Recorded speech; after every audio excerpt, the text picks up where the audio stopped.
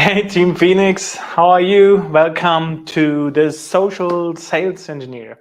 Welcome back. I hope you join like massively because we have a cool topic today.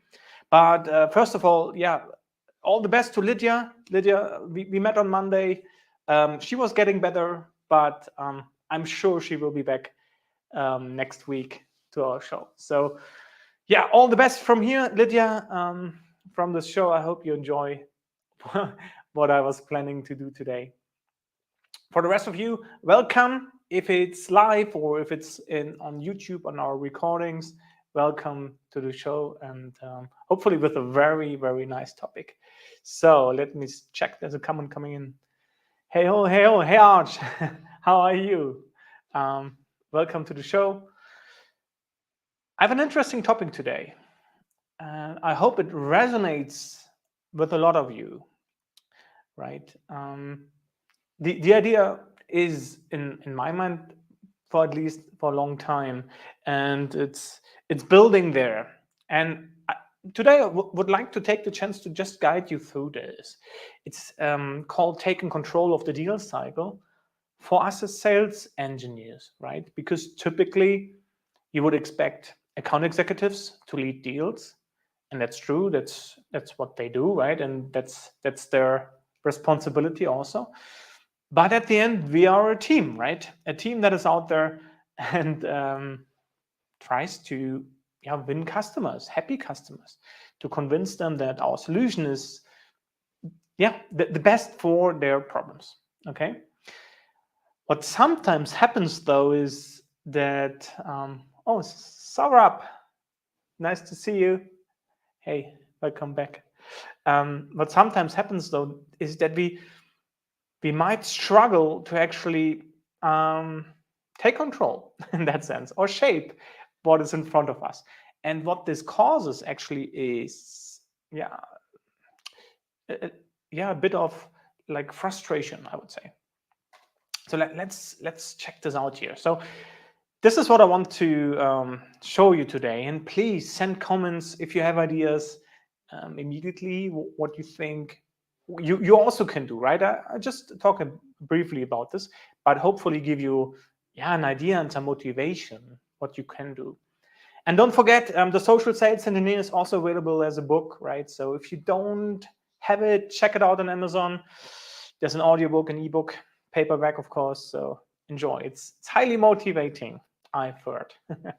Okay, but let's go in here and see why this topic, I think, is really, really strong and important. This quote comes from Angus Campbell. You can look him up. He's a psychologist. And his findings are really incredible. So what he says is that a strong sense of controlling your life, it's actually the biggest or the greatest predictor for your well-being, for your happiness, right? So get this in again, right? So this is interesting, right? So translated into our role, that means the less you can control, the more you get pulled into specific stages, right? The stereotype demo in that sense makes you unhappy, right? If this happens over and over and you have no control over the deal, right? So this is a source not only for not being as successful as you could be, but also to get frustrated. And that's not what you want. That's not what your leader or the company wants, right? So you need to do something. So taking control means shaping opportunities and creating a shared culture of responsibility. It means sales engineers also feel responsible for the whole deal, not only for the technical win. The technical win is important, but it doesn't end there, right? It's like if you do kickboxing or punching or boxing, right? So you don't aim at the nose, you aim behind, right? It's the same here. You don't aim at the technical win, you aim at the whole thing. And maybe even behind that. Okay? So that's, I don't know if this is a good metaphor or not, but it sounded okay. All right. Let's talk about, and any comments welcome, right? So let's talk about the deals or the way we can take control and influence deals. First, and this is what I would highly recommend you to do and to adapt to your organization and to what you do in your org, right? It's building an engagement process. And this is high level, right? It's not like that you need to put numbers in there, like how long is a phase, which date does it start, when does it end, right? Milestones. It's not about that. It's very easily saying, in the first meeting, when you are there with the client, right, you say, dear client, this is how we make you successful. And you do this in the role of the expert, of the sales engineer, right? It's not the AE saying that. The AE brings you in as the expert, and you as the expert say, so now you're working with the sales engineering organization. I represent them. And this is the way we make our clients successful. So dear client, today we will have the discovery call. I might ask for additional interviews. Then we will do a proof of value. We will talk about compliance, read out, commit, right? You see the point. It's not every phase makes sense for you, right? But that's not the case. It's only a blueprint, right? It just shows you what's possible and which direction you should go. Not saying this is what you should use, right? Be very careful with this. Don't just use what is printed here. Make up your mind how this looks like for your organization. Okay, the whole thing needs to be non-salesy. That's very important. You need to present yourself as the guide, right, towards success of your client. Yeah? So you transform the prospect into a hero, right? You need to make this very clear. Dear prospects, I'm the guide. I'm Obi-Wan, or Yoda for that case. I don't like the new Obi-Wan series. I don't know why. I don't think it's a good one. Yeah, but back to topic. Be Yoda, right? And the hero should be Luke, right? Your prospect is Luke, in that sense. That's very important. But this is a trick that already differentiates you from the competition. Definitely. So, yeah. In any case, if your competition does also watch this one, now you might be not too different anymore, but you will have more than one competitor, most likely. So yeah, you get my point, right? Do this as early as possible. Present yourself, set up yourself. An equivalent, and again, I have a metaphor here, right? You know, I write novels and I write books in general, and if you read like books about writing and novelists, and so there is a often used quote: if you show a weapon like a pistol in the first scene, right, it need to shoot in the next act. See this engagement process as the weapon you show in the first scene, because at some point you might want to ask, hey dear client, I told you I need additional interviews.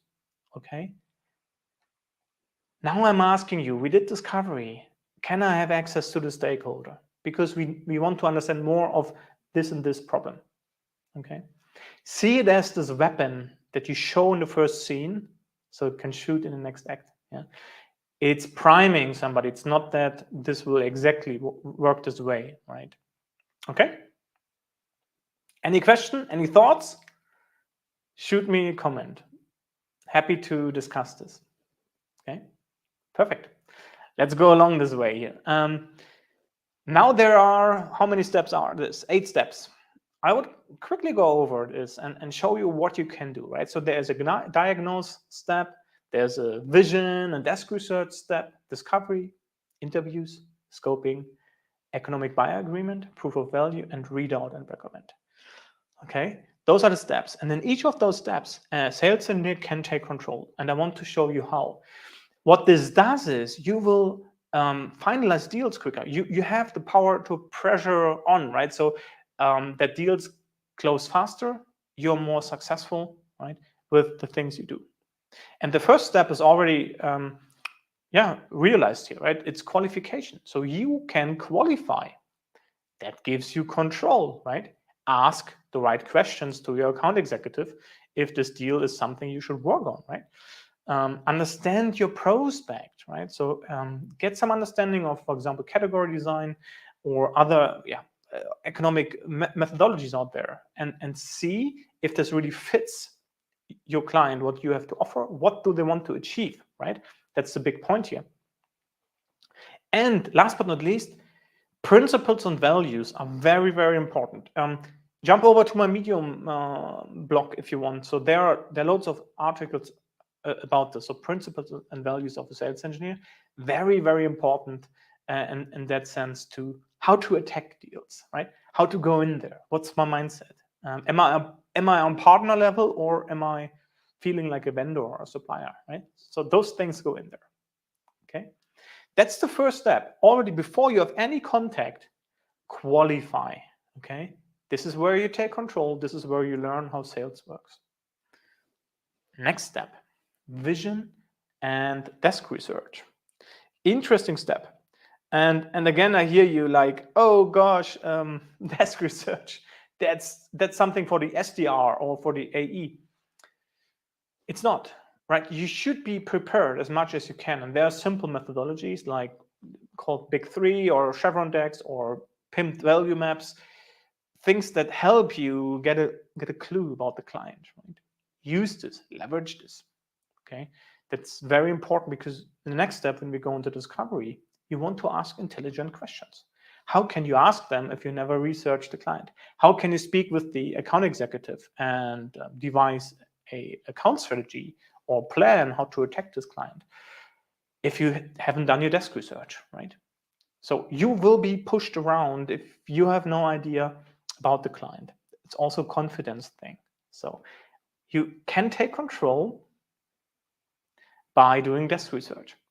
And this enables you to do something else. It enables you to lead with a vision, meaning you will have a vague idea of what you will do with the client once they signed or in the process, right? What solution will you going to offer, and which direction will you probe your questions?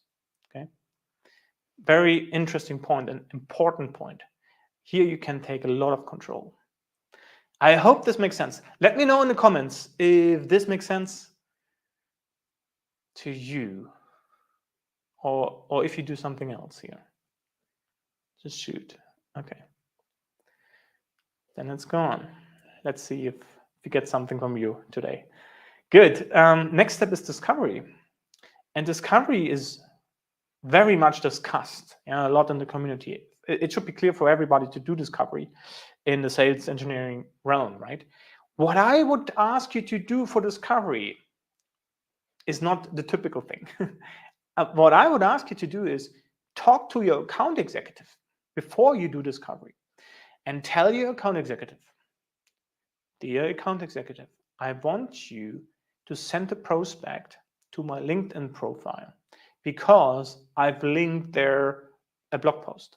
I've linked a webinar I was in, right? Or a podcast where I told my opinion, or there's an article about enterprise architecture, the realm you work in, right? It doesn't matter what it is, but give your prospect the homework to research the expert, and this is you. Okay, so this is how you can take control. Yeah. So and then you join the discovery call, and it's immediately warm, right? The client may ask, "Hey, I've read your post, or I've seen your video, I've listened to your podcast." That gives a completely different situation than before.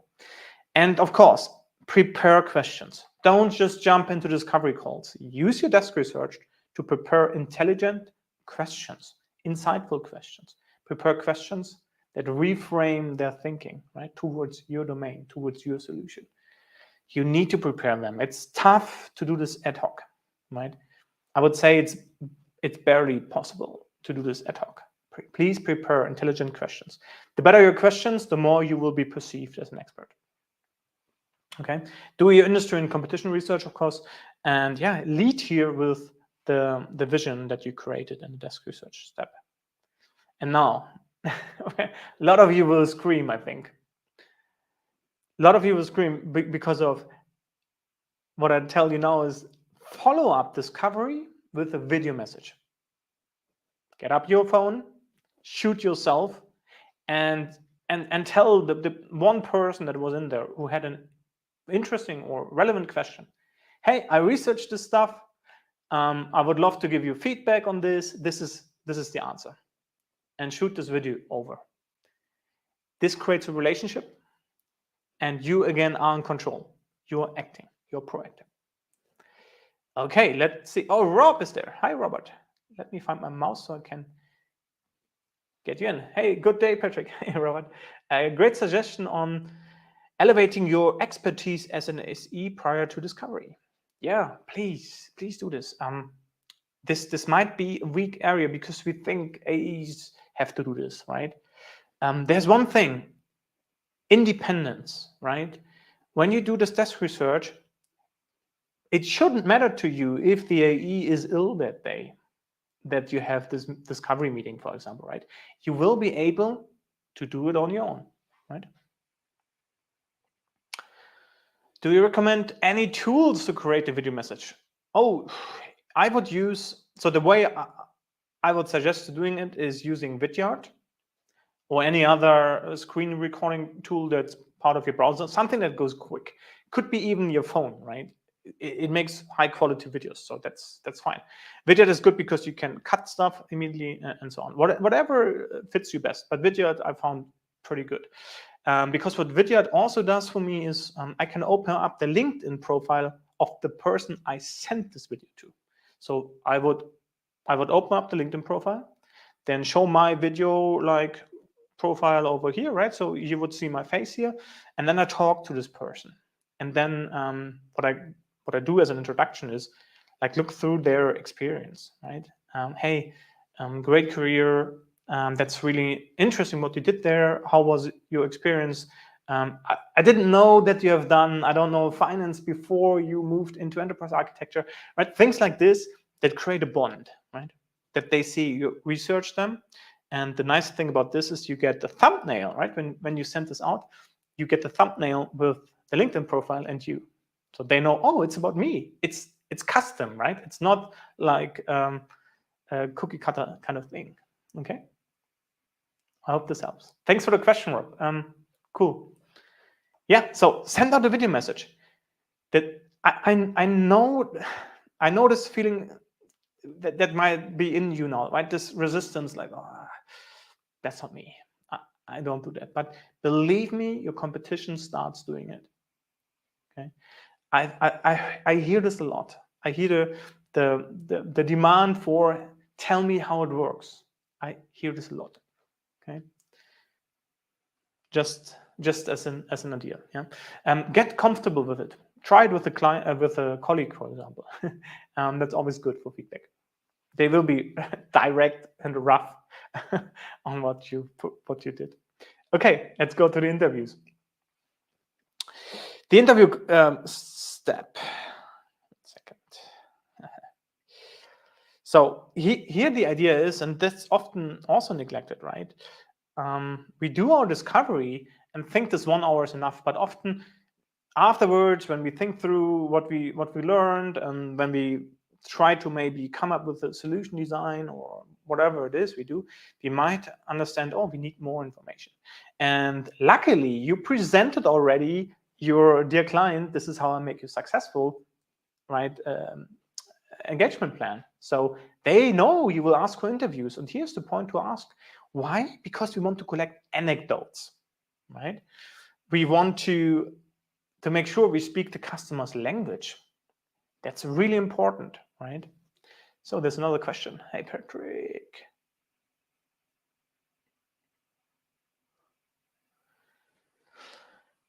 Hey, Ritun. Hi, Patrick. Could you spell the app name for shooting videos? Yes, it's Vidyard. So it's VIDYARD.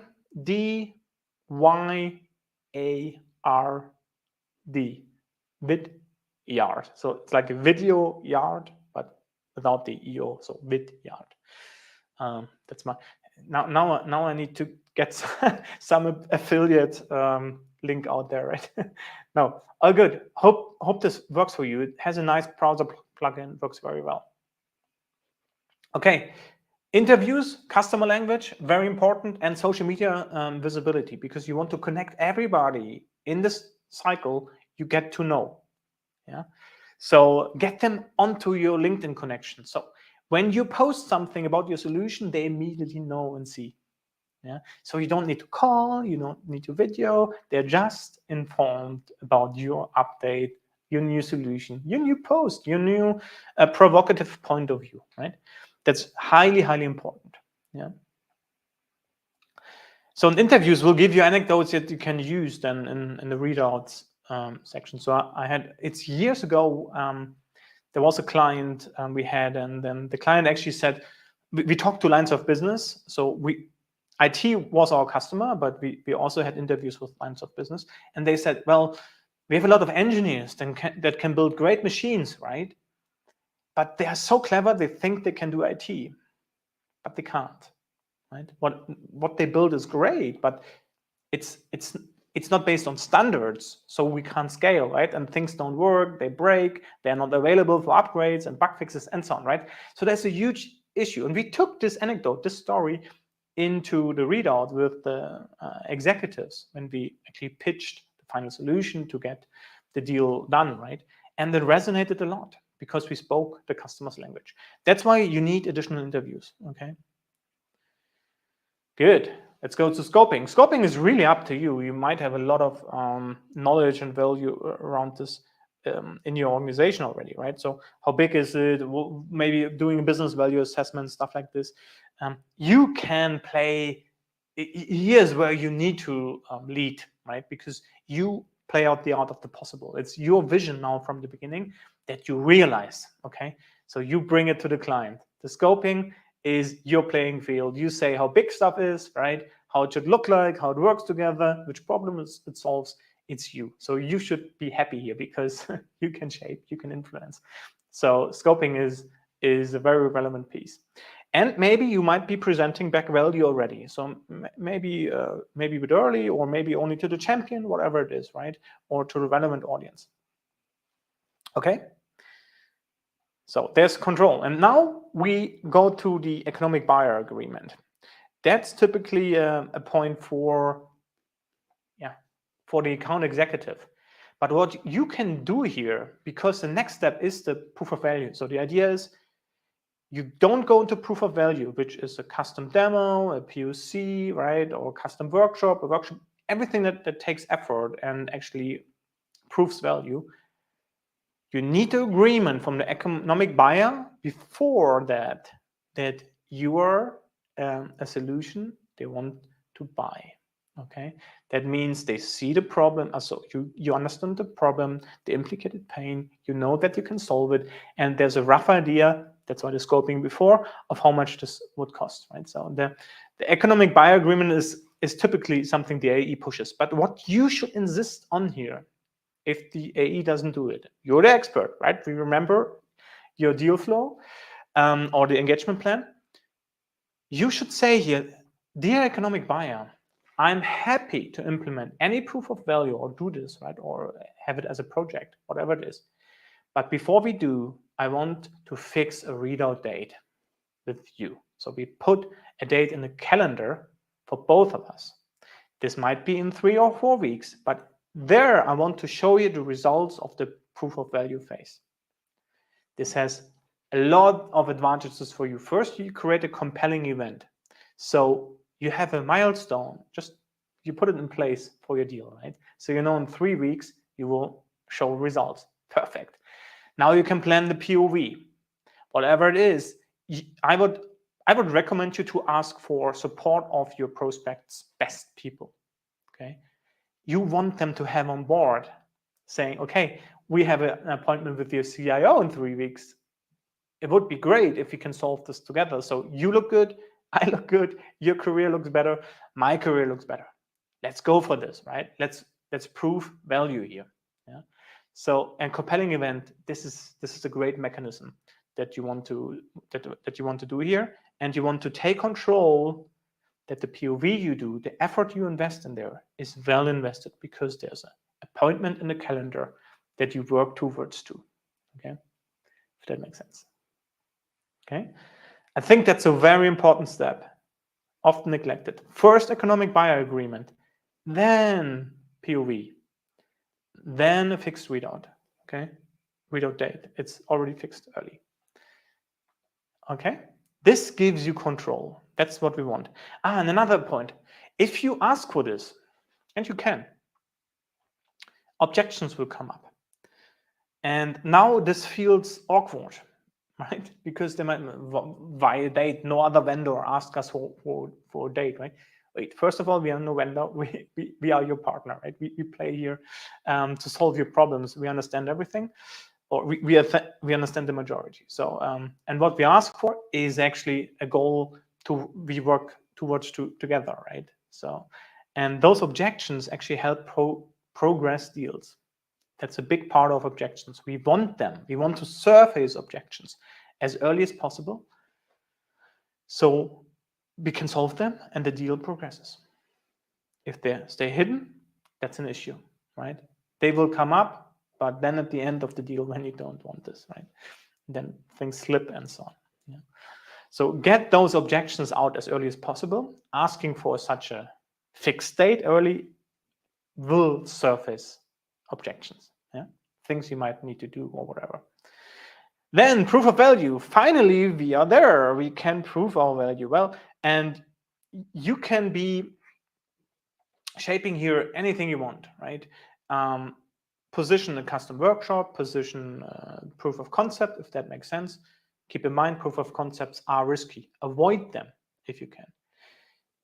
If you want to do it, and that's also fair, have this qualified opportunity, right? So the deal needs to be qualified. You need to know what you do, and you can even turn this around and have this being a lazy POC, right? I'll explain in a second what this is. Saurup is asking the question: should we lead with readout date or let customer dictate it? How's it called in English? So lead with it. I suggest a date, right? Because you know best how long your POC or workshop, whatever you do, how long this should be. Maybe it's three days, maybe it's even 2 weeks. That's pretty long, I think. But this could be your time you need, and then maybe you need a week to prepare the readout. So suggest a date, and then see what is open in the exec's calendar. Okay. Yes, lead with it. At least suggest it. Yeah. Give alternatives out there. Yeah. That's the best thing you can do. So, and the POV, the proof of concept, I just said, make it lazy for the sales engineer. So there's a standard approach to proof of concepts, right? So you would have an entry criteria, you would have an exit criteria, you would have use cases that explain exactly what you implement, what you show, some checkboxes, right? And maybe some document with signature from whomever, right? So that if this runs well, this is a technical win. Yeah, I would say forget this. What's more important is that you work on a business case that is relevant with exact spotlight. Okay, so when you choose a case, don't rest with an artificial case or something that is just on the corner of your prospect's organization.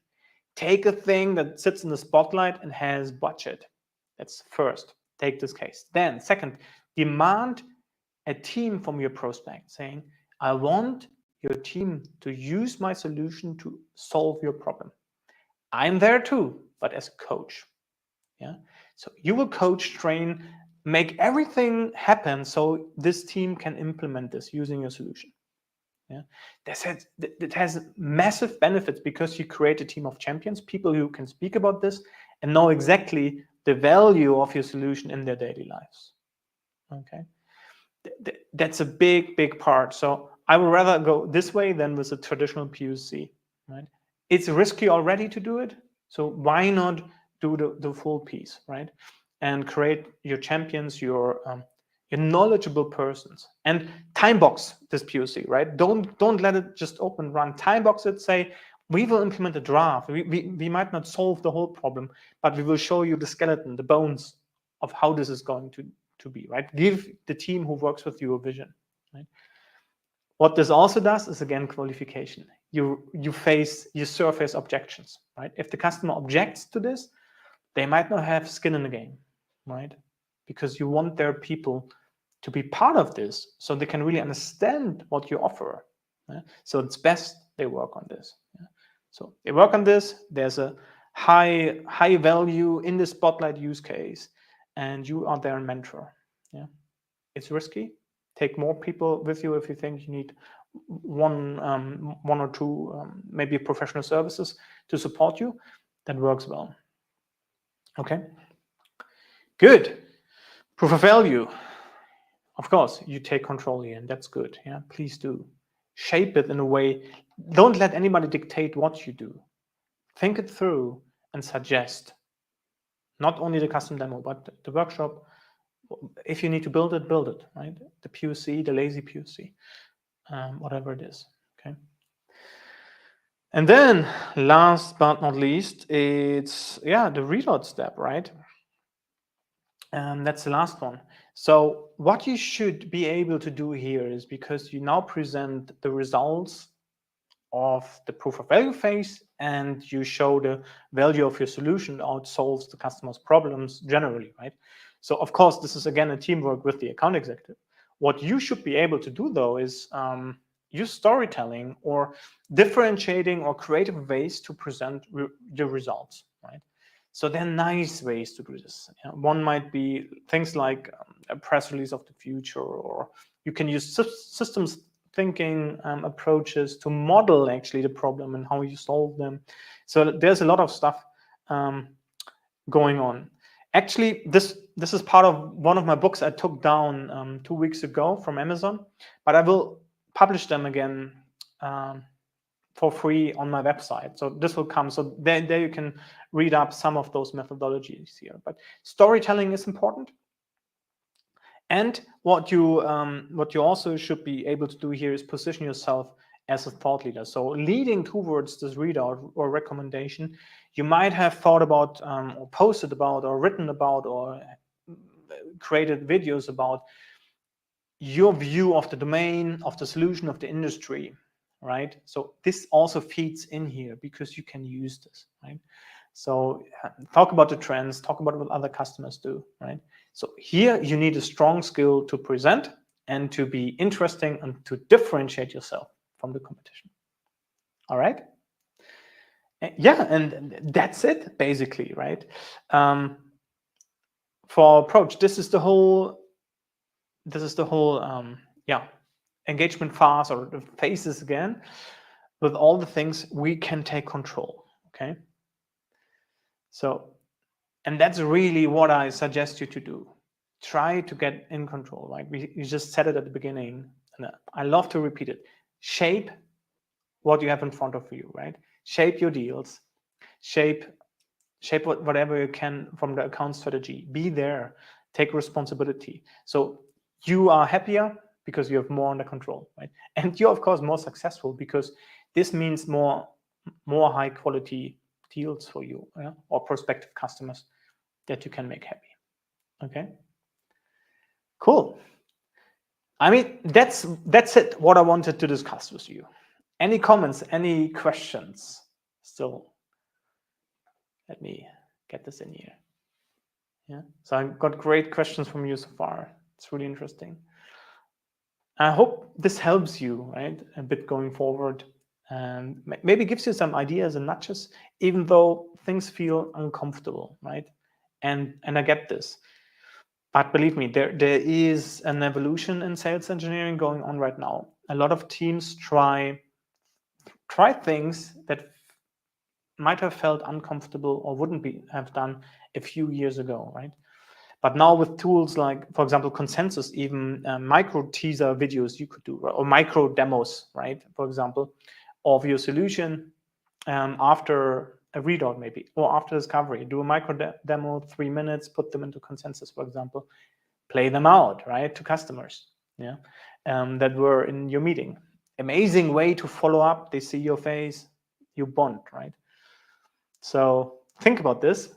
Give it a try in your mind. Maybe you see an opportunity to shape more and love your job even more, right?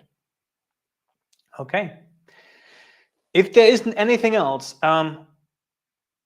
two announcements. Next week we have a guest again. That's cool. We will figure out what we will talk about for you, so that there's real value. And the other thing is, we will change the show in the future. Lydia is still not so well, so we haven't discussed it in detail, but I can open up this Ramsey is on board. So we will make a significant change here and give you some new entertaining way to see pre-sales that we haven't seen in this way otherwise. So we're thinking about this since a month already. And hopefully we can soon do this with you. I don't want to spoil more, except that we're pretty far in thinking and how to do this. All right, yeah. From my side, that's it for today. I don't want to talk longer to you. If there's any question, still shoot them now in the next seconds, and we can answer them. If not, well, thanks for being here. Thanks for asking questions. See you next week, hopefully with Lydia again and our guest. Yeah, and with that, have a good rest of the week and talk soon. Bye-bye. And follow us on YouTube. Follow the little phoenix, right? Ring the bell. Cheers. Oh, there's a question. Looking forward to more lives. Thanks, Patrick. Thank you, Rob. Good to have you on board, guys. See you soon. Bye-bye.